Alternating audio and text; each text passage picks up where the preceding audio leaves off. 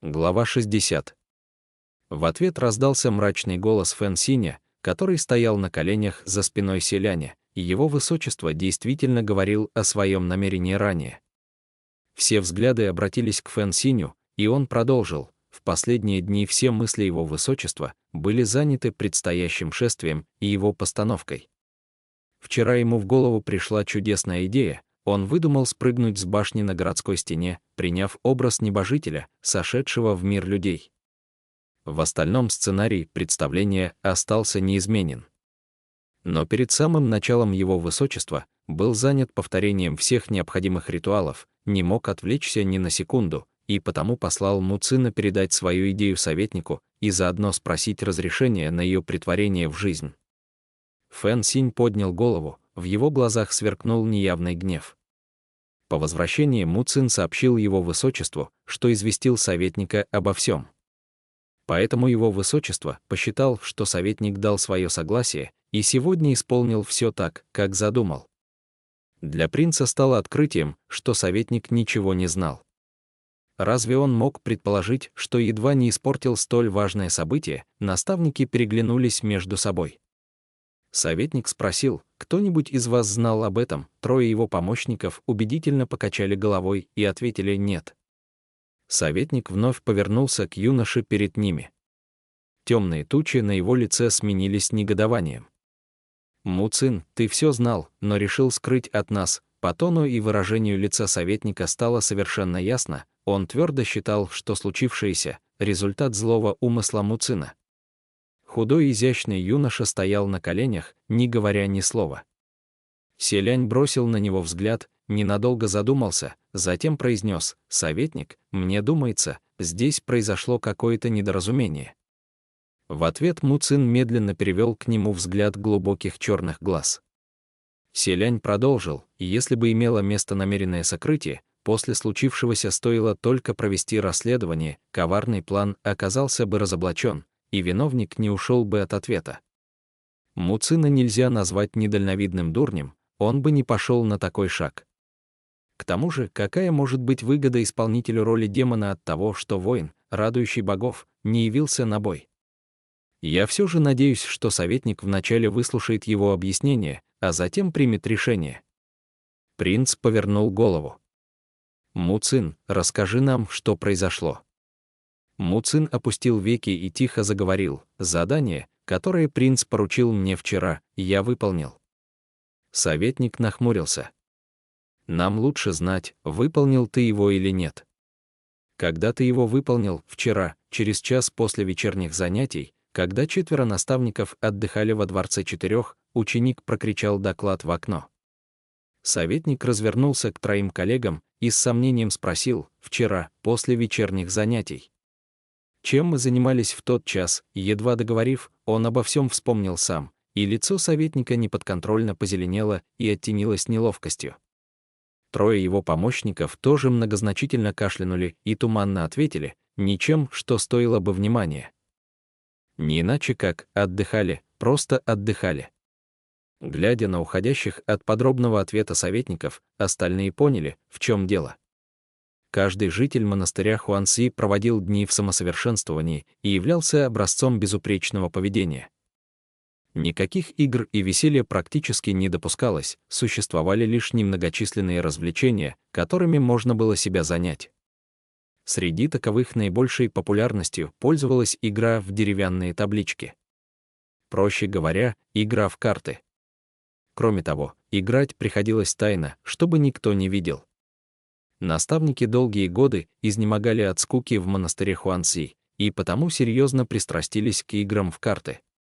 Стоило только начать, и они полностью погружались в игру, забывая о своем статусе, охваченные азартом, будто в хмельном угаре. В такие моменты они не слышали никаких звуков, долетающих извне. И если Му Цин стоял под окном и говорил с ними именно в тот момент, разве могли они понять хоть слово из его доклада? Один из наставников произнес: а тогда, возможно, людей вокруг было слишком много, он говорил очень тихо, и мы не расслышали. Да. Не расслышали. Советник же с подозрением спросил: это правда, что ты вчера наведался во дворец 4? Муцин ответил: истинная правда. В доказательство он описал одеяние, внешность и даже тон голоса караульных монахов, и ни в чем не ошибся. Советнику пришлось поверить Муцину, однако он тут же нахмурился вновь и задал другой вопрос: но если ты действительно приходил к дворцу 4, ты ведь мог попросить юношей, что стерегли вход, передать нам известие от принца или же войти во дворец и все изложить подробно. Почему тебе понадобилось именно кричать под окнами? И почему ты не убедился, услышали ли мы тебя? Муцин тихо ответил: ученик, разумеется, не мог не попытаться. Ученик вежливо попросил об этом Шисюна, который в тот день стоял в карауле, но по какой-то неизвестной причине Шисюн решил во что бы то ни стало чинить мне препятствие, отказался как впустить меня во дворец для доклада, так и помочь мне передать известие, даже насмехался надо мной, а потом прогнал прочь. Помолчав, он добавил: ученику ничего иного не оставалось, как обойти дворец 4 с другой стороны и обратиться к наставникам через окно. Закончив доклад, ученик смутно расслышал, как кто-то из наставников крикнул в ответ: «Все понятно, можешь идти». Ученик решил, что наставники согласны с предложением его высочества, поэтому так ему и доложил. Наставники хранили молчание. Как они вообще могли расслышать хоть какие-то звуки за окном в самый разгар карточной битвы? Чтобы они не услышали, естественно, тут же небрежно бросили: «Все понятно». На самом же деле даже не осознавали, откуда шел звук. Селянь, нахмурившись, спросил, как вообще что-то подобное могло произойти. Который из юных монахов настолько распоясался? Он не робкого десятка раз позволил себе подобную неучтивость к моему посланнику. Несмотря на то, что Селянь обыкновенно находился в дружеских отношениях с обитателями монастыря Хуанцзи и почти никогда не задирал нос, все же он являлся потомком Сына Неба, всеми почитаемым принцем, и даже стоя перед статуей божества на коленях, не выказывал и тени смирения. А мгновенная вспышка суровости и вовсе придала ему вид грозный и внушительный, без капли показного гнева. Все вокруг замолчали, будто цикады зимой. Лица наставников исказились неловкостью, ситуация сделалась довольно щекотливой.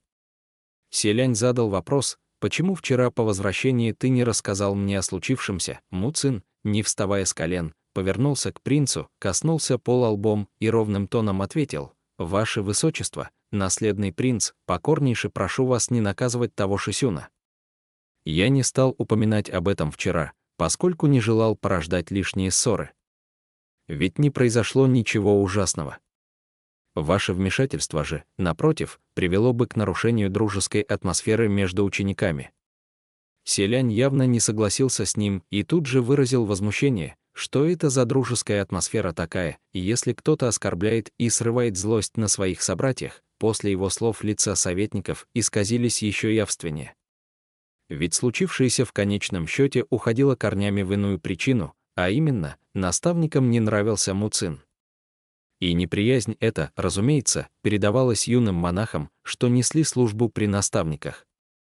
К тому же Муцин сам по себе не обладал достаточным обаянием, чтобы нравиться людям, поэтому нередки были случаи, когда другие ученики отказывались ему помогать, чинили всякого рода препятствия и сыпали замечаниями.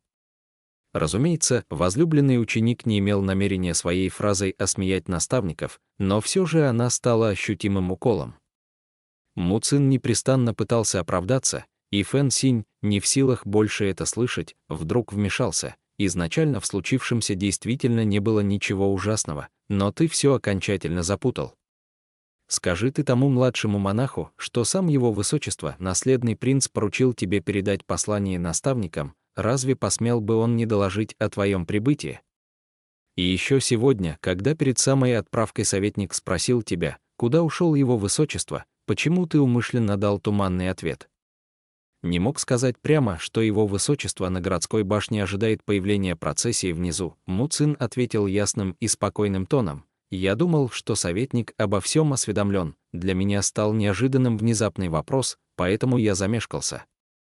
Но ведь после я сказал, что его высочество просил не беспокоиться и действовать как задумано, а сам он скоро появится. В тот момент его высочество отсутствовал, но было множество свидетелей моим словам, с чего мне умышленно вводить кого-то в заблуждение. О каком туманном ответе может идти речь? Фэн Синь воззрился на него взглядом, полным гнева. Однако, если тщательно подумать, тогда Му Цин именно это и сказал, просто советник, охваченный волнением, не решился сразу к нему прислушаться. И если винить в случившемся Му Цина, то никаких серьезных доказательств того, что юноша действовал из недобрых побуждений, привести нельзя. Тут вмешался Селянь. Ну все. Это лишь печальная ошибка, недоразумение, нехватка везения, будем считать. Довольно споров. Фэн Синь выглядел крайне недовольным, однако статус не позволял ему поднимать шум во дворце Шинью, поэтому юноша больше не проронил ни слова. Советник также не захотел больше заострять внимание на этом вопросе. Все-таки, если действительно искать виновных, они ведь тоже замешаны в случившемся, поскольку были заняты игрой в карты. Так что советник помахал рукой и вздохнул: «Ох, поговорим об этом позже. Нам нужно посовещаться и придумать способ, если возможно, как-то исправить ситуацию. Вы трое пока можете идти. Смените одеяние, займитесь своими делами». Селянь чуть наклонился вперед, затем сразу же поднялся на ноги. Фэн Синь и Му Цин же, соблюдая все церемонии, коснулись лбом пола и лишь после этого встали, чтобы покинуть дворец следом за Селянем. И когда принц уже одной ногой переступил порог дворца, за его спиной раздался голос советника: «Ваше высочество, наследный принц». Селянь обернулся. Советник сказал: «Сегодня их величество государь и государыня живо интересовались твоими делами. Если у тебя появится время в ближайшие дни, отправляйся навестить их во дворце». Селянь лучезарно улыбнулся. «Ученик внял вашим словам». Трое вышли из храма Шинью, пересекли массивный горный хребет и вернулись в дворец Синьлэ, который представлял собой специально построенную для его высочества наследного принца келью, где он мог заниматься самосовершенствованием.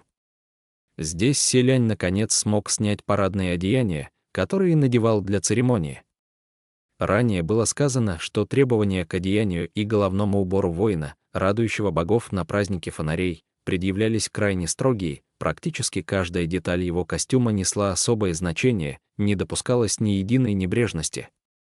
К примеру, белый цвет верхнего одеяния олицетворял чистоту и святость, а внутренние одежды пошивались из ткани красного цвета, как символ истины и верности традициям. Волосы собирались в золотую корону, что являлось символом власти и богатства. За пазуху надлежало положить белое перо, в знак обретения крыльев для достижения небесных вершин. Рукава должны были легко развиваться, как бы объединяя все живое под своим крылом.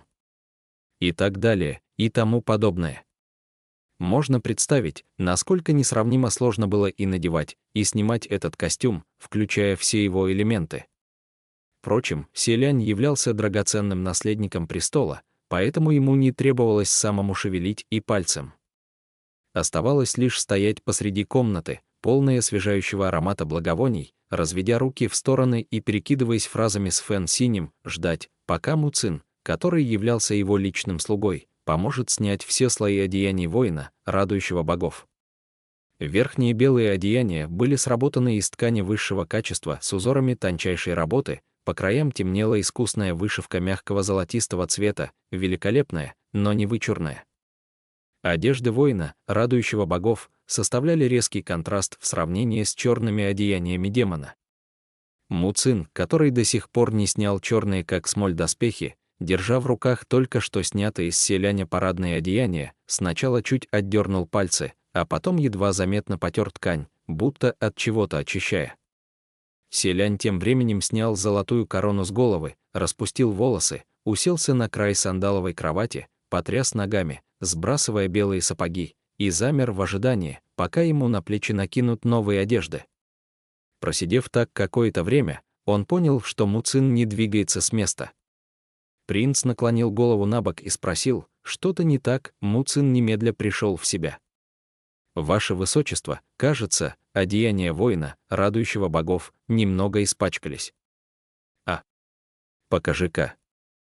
И правда, на белоснежных одеяниях бросались в глаза два черных следа от маленьких ладошек. Селянь бросил на них лишь взгляд и произнес: «Должно быть, их оставил тот малыш, свалившийся с неба». Помнится, он тогда схватился за мои одежды и никак не желал отпускать. У него еще все лицо было замотано бинтами, не знаю, из-за чего. Может быть, он упал и поранился. Фэн Синь, ты осмотрел его раны. Фэн Синь как раз зачехлял драгоценный меч воина, радующего богов, и Чжэньмада демона, при этом угрюмо ответил: «Нет». Я вывел ребенка из дворца и хотел взглянуть на его лицо, как ты и просил. Но в итоге он пнул меня по колену, да еще так, мать его, больно. Селянь от смеха откинулся на кровать, а потом ткнул пальцем в Фэн Синя. Наверняка все потому, что ты перепугал его. А иначе почему меня он не пинал, а тебе досталось? Ничего подобного. Этот мелкий гаденыш, будто в него демон вселился, мигом бросился бежать. Иначе я бы подвесил его за ноги и хорошенько встряхнул, чтобы он заплакал от страха. Му Цин, еще раз осмотрев одеяние, произнес: «А вдруг и тот ребенок, нищий попрошайка?» Он был весь в грязи и одним прикосновением оставил ужасные черные пятна. «Ваше Высочество, я слышал, что одежды воина не должны пачкаться, поскольку это тоже считается дурным предзнаменованием». Селянь, лежа на кровати, не глядя, взял книгу с изголовья и закрыл ею нижнюю часть лица. «Хватит с меня и одного ужасного знамения, которое прославит меня в веках, 3 обходов вокруг запретного города. Испачкалось, и пускай. Постирай его, и все будет в порядке». Помолчав, Му Цин спокойно ответил: «Хорошо. Я буду предельно осторожен во время стирки». Селянь пролистал книгу и как раз кстати открыл страницу, на которой изображалась техника фехтования саблей. Принц тут же вспомнил сегодняшний захватывающий бой на красочной платформе и с улыбкой сказал: «Му Цин, сегодня ты отлично сражался». Плечи Му Цина едва заметно напряглись. Селянь продолжил: «Я заметил, что ты намного лучше управляешься с саблей, нежели с мечом». Выражение лица Му Цина тут же расслабилось, он повернулся и с легкой улыбкой спросил: «Правда, Селянь?» «Да». «Вот только, боюсь, твои движения были несколько торопливыми. Сабля и меч в бою кардинально отличаются друг от друга. Смотри». Едва речь заходила о ведении боя, Селянь загорался воодушевлением и забывал обо всем на свете, погружаясь в объяснения глубже, чем его наставники в карточную игру.